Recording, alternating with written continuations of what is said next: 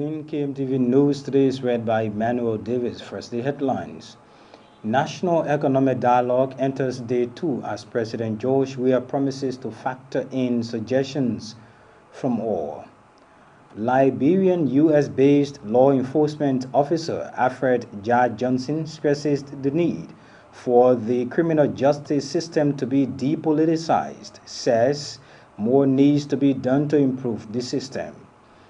Liberians threaten to protest LTA's new flow pricing, say it is only intended to increase poverty on the ordinary people. These plus many developments are packaged into tonight's edition of our news. We take this break to be right back.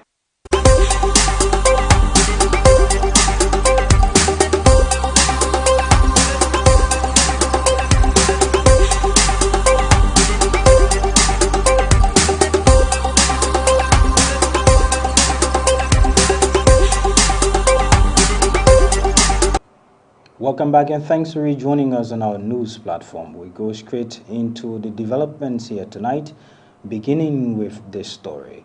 President George Weah's National Economic Dialogue enters day 2 in Congo Town with a call for concerted efforts in reviving the struggling Liberian economy. The 3-day event is under the theme National Economic Revival and Growth, Critical Issues, Challenges and Way Forward. It focuses on critical national issues including public finance, mobilization and management, investment promotion and private sector growth, youth unemployment and skills development, as well as peace building and reconciliation, amongst others. Speaking at the opening of the dialogue at the ministerial complex in Congo Town, President Weah assured the people of a timely implementation of would-be recommendations from that event.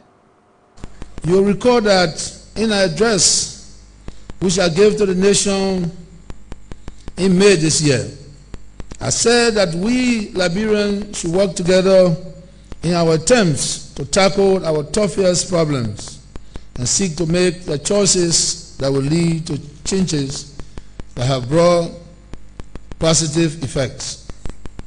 Again, in June this year, in another address to the nation, I said that my government does not have a monopoly on ideas and acknowledge that it will take the collective effort of all Liberians to achieve the desired objective of reviving the economy and placing the country on the path of sustainable development and transformation. I therefore urge all Liberians to work with our administration to devise and support new measures which could successfully address the structural defects and imbalances in our economy. And I then call for discussion and dialogue on the way forward for economic revival in Liberia. This is the genesis of this National Economic Dialogue Conference. As you are aware, the theme of the dialogue is National Economic Revival and Growth, Critical Issues, Challenges, and the Way Forward. I am convinced that your founding and recommendation will support and enhance the attainment of the goals and objective of our National Development Plan, the Proper Agenda for Prosperity and Development. Let me assure you, as President, that my administration will take your recommendations on a serious advancement and where and when necessary, will back them with the political will required for successful implementation. Meanwhile, the chairman of the National Economic Dialogue, Ambassador Tokagewie McIntosh, has been speaking more about the significance of the roundtable to journalists today. It is not a conference. It is not a workshop. It is not a seminar. It is the Liberian people getting together with their government, with their partners, to just discuss, hold a dialogue amongst ourselves. And because the economy of this country has gotten to a situation that we have to move from our internal expression. I mean, you're in your corner, you're talking. You're in your house, you're talking. You're in the bars, you're talking. So it is a forum where we say, let's get under one house and let's talk. So it's a dialogue that we are having to just discuss about the future of our country, particularly to discuss the future and the state of our economy. That's why we are here. Well, if you notice what is happening, these conversations were compartmentalized. In other words, we were doing things in different clusters. Yesterday, we were only concerned about what are some of the broad issues and what are some of the challenges. Yesterday, around those 4 areas: finance, which is financial mobilization and management, the question of youth unemployment and skill development, the question of private sector growth and investment, and then peace building and reconciliation. So yesterday we were trying to set the stage. Today we are in respective groups. And those respective groups are making each of those points. And what we're trying to do today is not to discuss the issues again, not to discuss the challenges again. We're now saying, what do we do? And that's where we are today. At the same time, former Deputy Foreign Affairs Minister Ambassador Yuna Kumba-Thompson expressed hope for the outcome of the discussions to be embraced by President George Weah for the onward growth of the Liberian society. She's been speaking more to journalists covering the economic dialogue in Congo Town at the ministerial complex. All of that we're doing here today is nationalistic. It's beyond individual. We're depoliticizing it. And so when we are through and present it to the president, as he has said, he's willing to embrace it, we have to now work towards that. So I believe that when we are over it, the president has the political will, the government, the citizens will embrace it, and will serve as a roadmap to actually begin some immediate interventions to make situations better, our country better. And I believe that the short term and medium term is being looked at, 6 months, 1 year. But one thing is clear, that the president and all of us want something to happen to see the economy changes being made effective working within a period of 3 years. So I think agriculture is key. Everywhere we eat, we have our pepper, we have our corn, we have rice. So we have to begin to invest into that, to grow food, to feed ourselves, ensure food security, but at the same time, find a global market that we can sell our produce to bring in revenue. So agriculture is what we have, the land is what we have. We have it and we use it to the best of our abilities. Concerned Liberians have expressed mixed views on the new regulation brought forth by the Liberia Telecommunications Authority, the LTA, with some supporting the idea while others against. Citizens opposing the new mandate say it doesn't in any way fit in the current economic situation that is currently negatively impacting the society, stating they will protest and petition the government for redress. On the other hand, some said it will help government generate more revenue for the development of roads and other developmental initiatives in Liberia. Let's now bring you some marketers speaking to KMTV News in an exclusive interview in Waterside. Government saying we should pay tax. The government needs money to kind of revenue, and more tax will bring in more money. So if people are saying that they want part of the 3-day free port and get like 45 million, that for me, in my belief, is enough. We get a full year 45 million. How long you talk? Yeah. If you want to talk about long, buy $2, you get money for the family, you call him up. Yeah. Because they called me, Kedimpa, he said that everything a broken economy. So what everybody should come together and help. No money coming in the country, people not to live into the country. The only way now money will come in are through taxes. Actually, as of me as a citizen, I'm absolutely downhearted. When I listen to radio and listen to media, some of the media institution reporting this issue, it play on me. I feel disenchanted because the fact that a lot of you looking at the economic situation in our country today, a lot of people are faced with a lot of challenges and things are very difficult now. So Sercom actually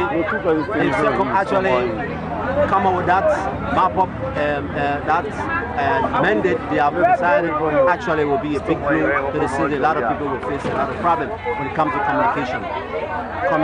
Really, looking at city in the country now, what the complete red to the brothers is that it's not the way forward. Economic crisis within the country now, only a few people can buy $1. Now you are looking at it coming to reduce the poor and the data will cause a lot of damage within the economy. They don't satisfy me at all. Because about dollar or salary, I said, they import it. When I say don't never, they never still. No man, don't force it. Was calling now. I just call for 1 minute, send the money up in it, and I expecting my 3 days. Well, it'll be Thursday, Friday, Saturday. Well, no way. It will be up all about that. One day when you in need of it, to call me. Because I have 2 hours and $20 ask me to buy that. They better have about 4 corporates. You must $20 to pay. And I don't want to talk in the 3 days. No, not agree. Because now I'm speaking money penny. You want to call somebody, then you go to the 3 days from there. Now you call your customer or you call your somebody. So when they take the 3 days from there, now we'll mark in the street. Because now I'm like, well, mixed views there from some marketers in the Douala market area in central Monrovia or West Point, speaking about the new flow pricing introduced by the Liberia Telecommunications Authority recently that has impacted the services of GSM providers in Liberia. Liberian U.S.-based law enforcement officer Alfred J. Johnson says despite strides made in the criminal justice system in Liberia, more needs to be done to improve the system. He named the lack of constant patrol, inadequate training, and depoliticizing the sector as major challenges that need to be targeted by the justice system. He said the continuous interplay of politics in law enforcement, which always influences investigation, needs to amicably be handled by state actors in an attempt to make the sector vibrant. Officer Johnson has been in conversation with this station. Strides has been made from 2005 to now. There have been significant improvements, but there are still so many room for improvement. There are so many room for growth that need to be explored. And as somebody who is involved in the sector, I have seen so many things that did not sit well with me, but then within the context of the overall needs of the country and the challenges facing the country, I can understand it in a broader context that yes, law enforcement is expected. The entire criminal justice system is expected to be challenging because of the overall state of the nation, not just from this administration, but overall the history of the country. So it's challenging, but I believe they are making strides. They just have to step up their game. One of the most important things of policing is the issue of patrol. Patrol is a very critical component of law enforcement. Without patrol, every other sector of investigation, every other sector of law enforcement will be nothing, because based on patrol, you engage criminals, you engage traffic stops and everything. So one thing I feel that will be an important element or component that needs to work on the issue of patrol. But overall, I think the overarching challenge of law enforcement in this country, I believe, is the politics. Politics is the overarching challenge of law enforcement in this country. It is difficult for police officers to enforce the law because people have inserted themselves into investigation. They have blurred the line between law enforcement and government. Comparatively speaking, Liberia and America, the issue is unique to Liberia within the context of America and Liberia. Now, don't get me wrong, politics is involved in law enforcement everywhere. But to the extent that it impacts investigation where somebody or one or two is beaten and up to now there is nobody has been arrested. For instance, that tells you how deep of the how political the law enforcement is in this country. And I think we need, and it's not just.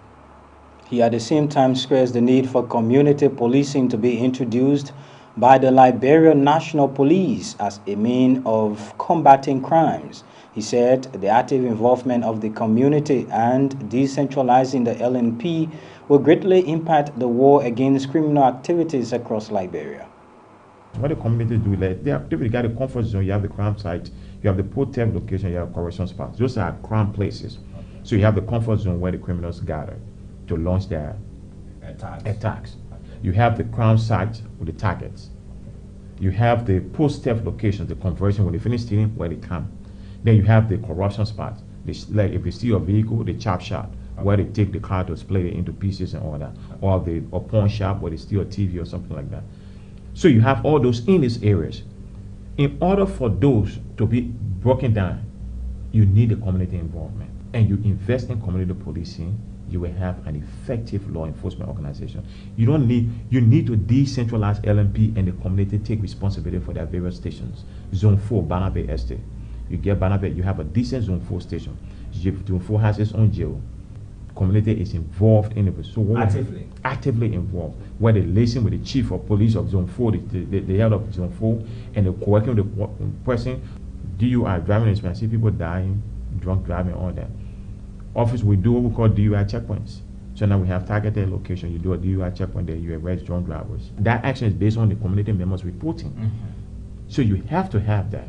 So all those things, when it comes to repercussions, to go back to your original question about fruit of the labor, it is not that the system is not working. Liberian American law enforcement officer there speaking with KMTV in an exclusive interview. National Health Workers Union of Liberia says it strongly opposes any reduction in salaries and wages of health workers across Liberia.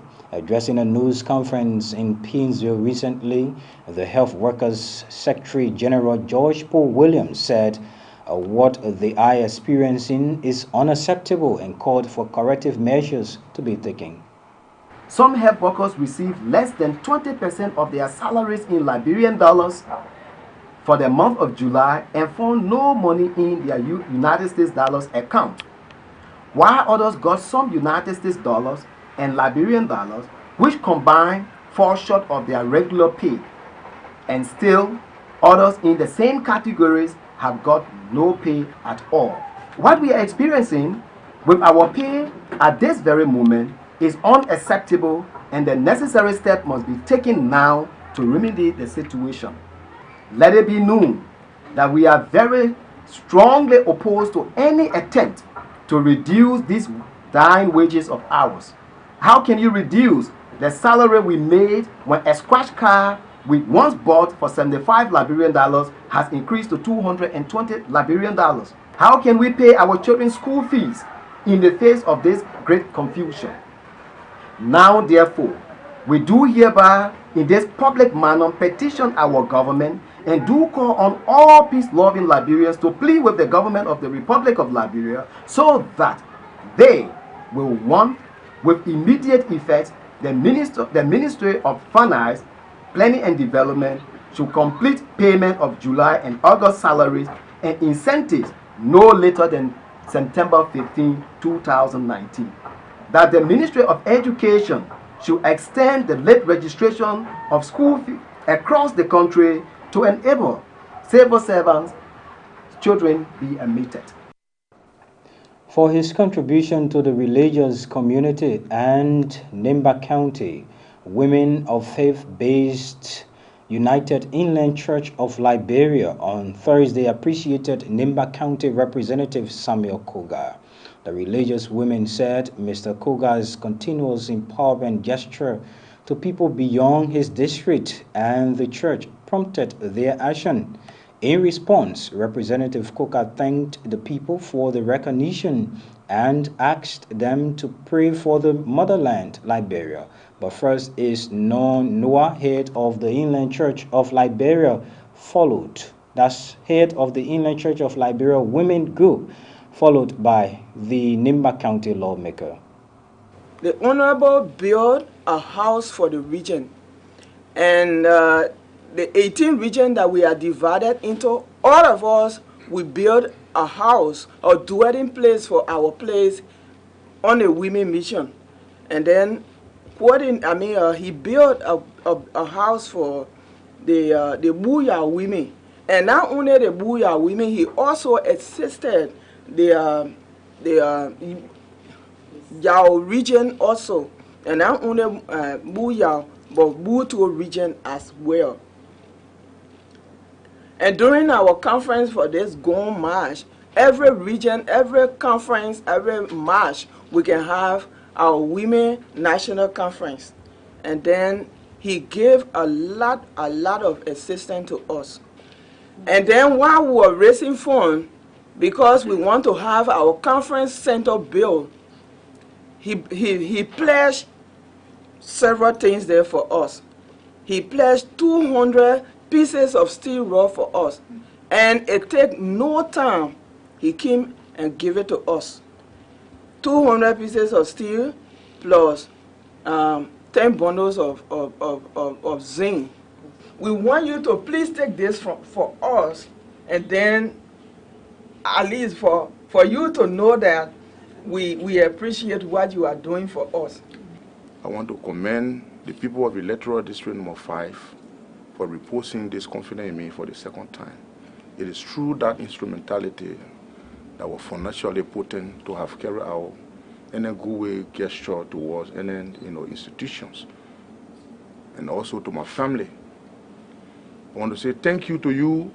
What you have done here today, it brought tears to me, because there is an issue that was invoked by yourself. You sat at your own volition. We ask that you pray for our nation. Liberia is the only country we have, no other country.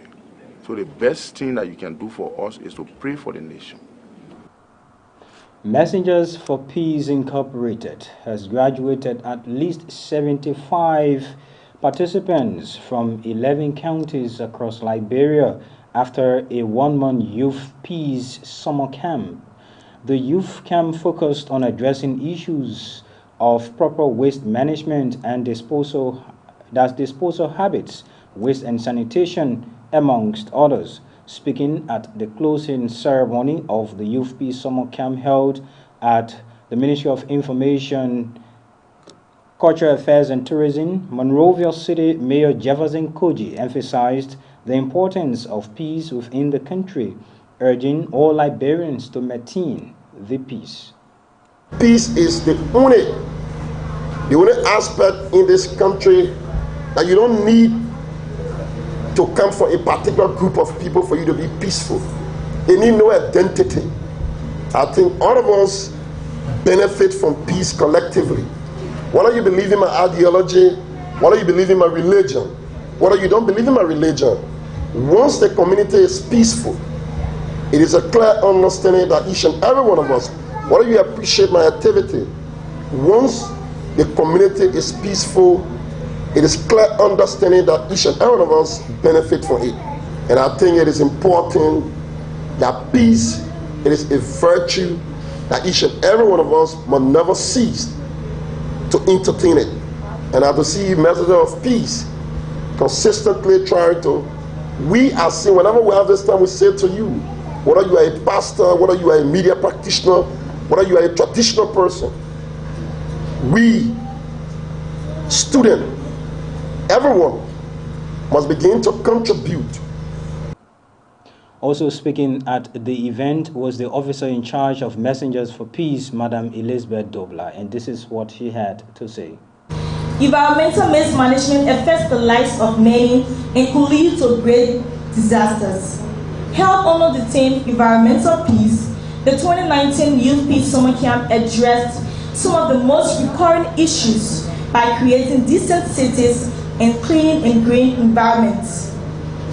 The month-long Youth Peace Summer Camp focused on addressing issues, proper waste management and disposal habits, water and sanitation, coastal actions, trees planting, and as well implementing multiple cleanup campaigns as a complementary action to our already existing engagement with youth and peace.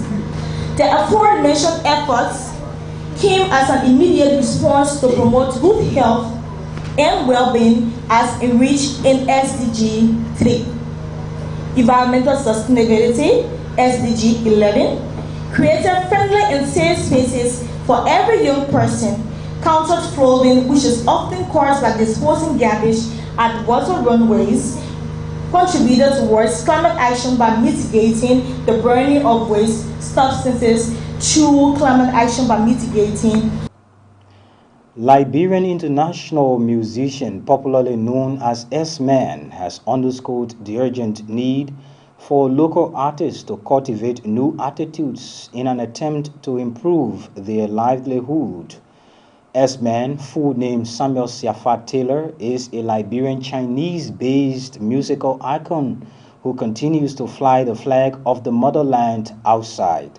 Speaking to KMTV News, S-Man admonished his local colleagues to take a step out of the box and stop being complacent in their journey to success.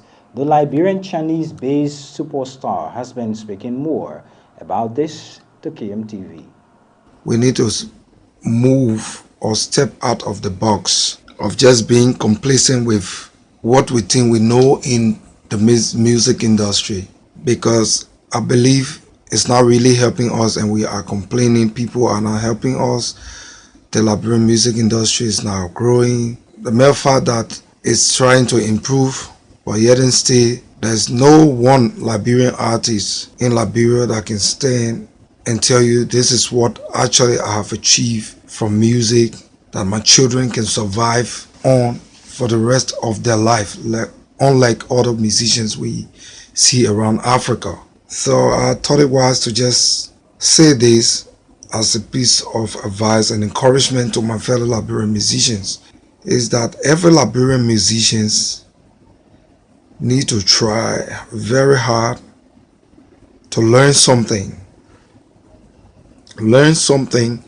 else to add to what you have as a musical talent, because our environment is not really helping us to achieve that which we are to achieve as musicians from our intellectual property. So you need to add other values to your life.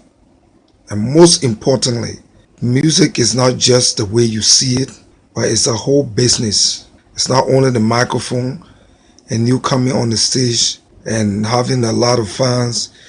So you need to step out of the box. Well, from entertainment news now, this is how we like to take leave of you on KMTV News today. But before going, a recap of the headlines.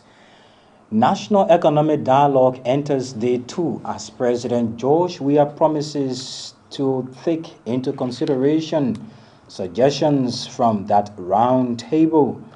Liberian US-based law enforcement officer Alfred J. Johnson stresses the need for the criminal justice system to be depoliticized, says more needs to be done to improve the system.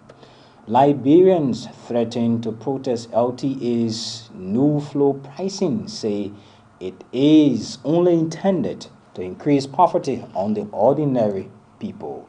Well, with that, this is how we like to take leave of you today on our news presentation right here on KMTV. Many thanks for joining us. Better still, you can join us tomorrow for more news and information, including other beautiful programs from Mama Liberia.